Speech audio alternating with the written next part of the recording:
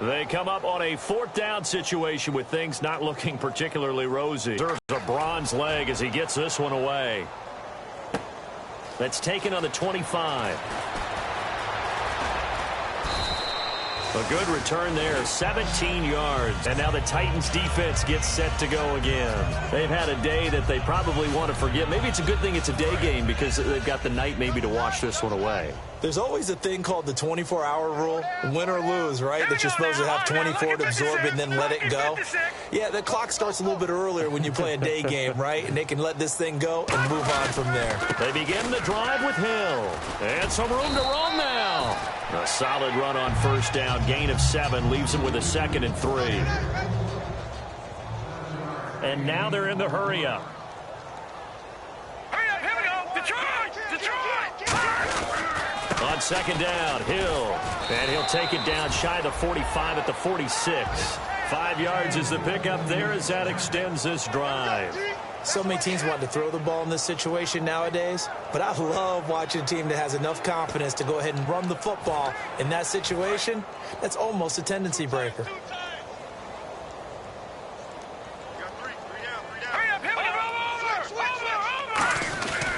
Now a first down carry. It's Hill. And he'll cut it out to the sideline. That one good for 16, and the drive will continue.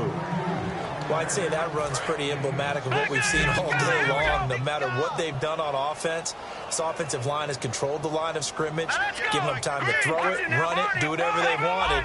That's why their points up on the board. And right now, the psyche of the offense, we're in control, and we can do whatever we feel like doing out here on the field.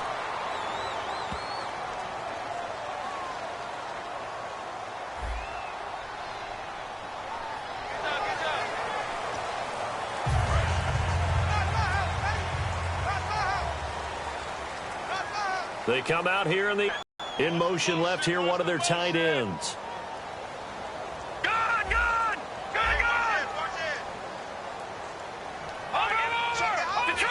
Detroit! Following the penalty, it's Hill. And they'll bring him down at the 18-yard line. It'll go as a gain of 6 that time, and it moves the chains as well. And they're going to hurry back to the line now.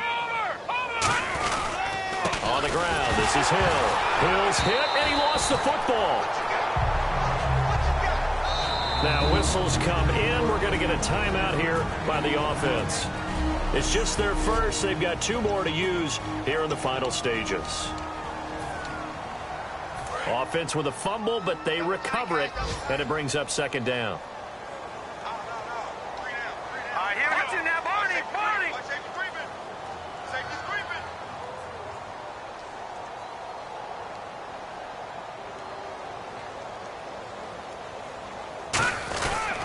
Coming left is Hill. And eventually stopped just shy of the goal line right around the 2. Now hold everything here. We're going to get a timeout by the offense. That'll leave them with just 1 remaining in this 4th quarter of play.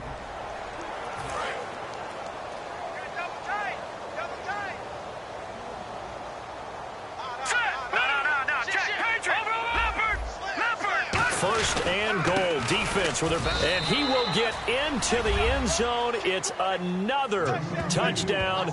This thing is ugly. And to me, that touchdown allows you to start grinning widely on your sideline. I think they pretty much locked this one away. Yeah, that's the clincher, the proverbial icing on the cake, if you will. And they will line up now for the 2-point try.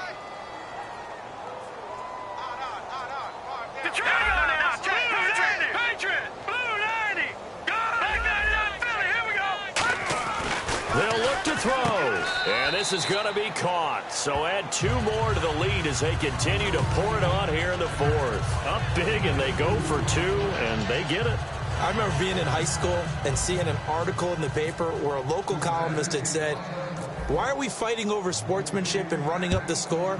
Just run it up on everybody and deal with it. Some people just don't care that way, and obviously this coach feels the exact same way. So that article is saying the defense should be able to stop them. That's what they're trying to say. Hey, if you don't want it to happen, stop them. Otherwise, quit whining about it. And here comes Tennessee as they get set to take the field. They are just obviously getting shellacked here in this one, Charles. What's the message if you're a coach for this final drive in a lopsided game like this? For a lot of coaches, be honest, don't forget today. Don't forget what has happened out here. Yeah, use that as ammo going forward. Exactly. Take a great look at that scoreboard. Realize how poorly everything went for us today. Coaching, playing, the whole deal. And never forget it, because you're not going to want that feeling again. No, you don't want that feeling again. And who knows? You may meet up with this team again. Now Newton. Ertz has it left side. 6 yards is the pickup, and that'll lead to a third down. Now hang on here. Timeout called by the defense. It'll be their third and final timeout, so as they talk things over, we'll step aside. From the gun on third down, Newton. And that'll be incomplete with just 6 seconds left on the clock. Whenever they're trying to attack a zone defense, you're trying to figure out where your gaps are going to be. And depending on what type of zone they're playing, it could be on the outside, it could be in the middle, it could be in the seams, in the edges. In this case, they tried to attack the middle of the field, but this zone defense didn't allow it because they were able to see the ball come off the quarterback's hands, and everyone was able to react to the football and knock it away. Well, Charles, it's one thing to win. It's another thing to win and put up the amount of points that they did. Boy, were they clicking on offense. They can't help but feel great about themselves, can they? I mean, what a game to put up that number of points, continually feeling like they're moving the ball and things are working and clicking.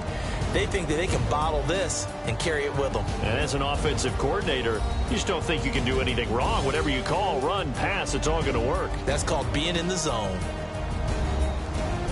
So for Cincinnati, they continue to be one of the best teams around as they move to 10-2. And they'll return home next week to take on the Miami Dolphins. Meanwhile, for the Titans, the playoffs look to be out of reach now as they drop to 4-8. And they'll look to regroup next week as they head to L.A. to take on the Rams.